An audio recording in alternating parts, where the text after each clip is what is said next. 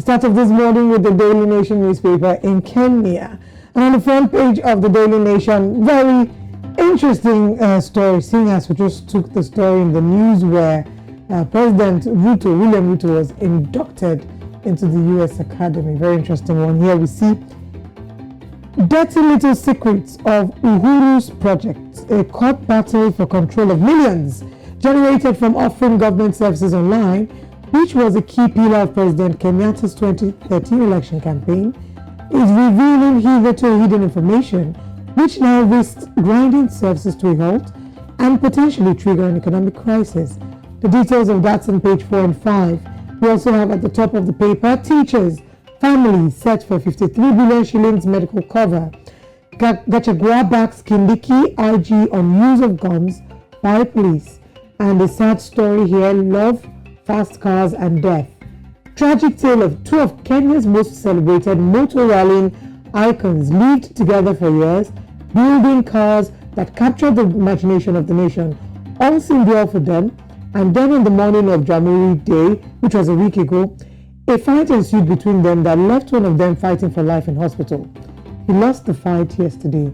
That's a very sad story. The details of that on page 6 and 7, and I cannot end this without talking about the story that so much upsets my wonderful co-host here.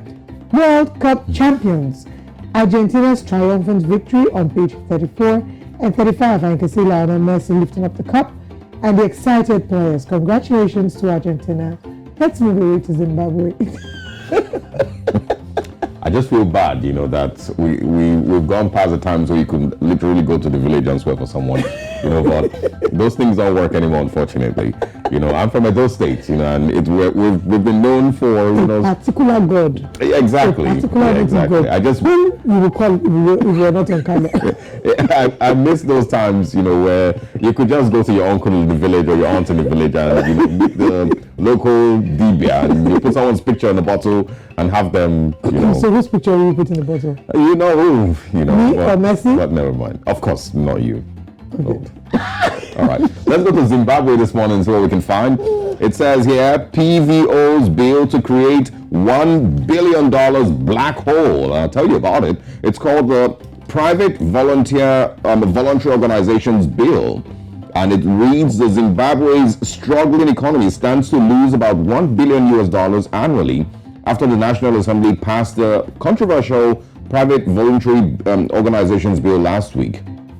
The controversial bill will likely see some civil society organizations stopping their operations in Zimbabwe, while others may be forced to close shop, critics say. When the bill was introduced in November last year, it sparked fury from the public civic society and the opposition, who said it would shrink democratic space by giving broad powers to government to control operations of non-governmental organizations in the country.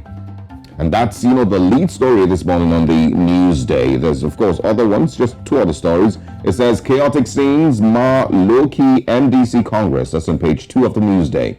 And also, Sibanda eyes Miss Africa crown on page 14 of Newsday newspapers this morning. There's pictures also on the Newsday of citizens in Zimbabwe jostling to buy groceries and of course second-hand clothes as we get closer and closer to the Christmas celebrations. Those are the stories on Newsday this morning. Well, now let's head over to West Africa and come to Nigeria, where we're broadcasting live from. On the front page of the newspaper, the first newspaper, the big story says, 2023, again, Atiku, Tinubu's men tango, as PDP presidential flag bearer says. Nigerians must not allow APC to return in 2023. Rates ruling party's performance woefully low. APC fires back, mocks Atiku's men, urges PDP to stop chasing shadows. ICPC to appeal judgment acquitting ex-governor's aide over illegal ownership of 220 houses.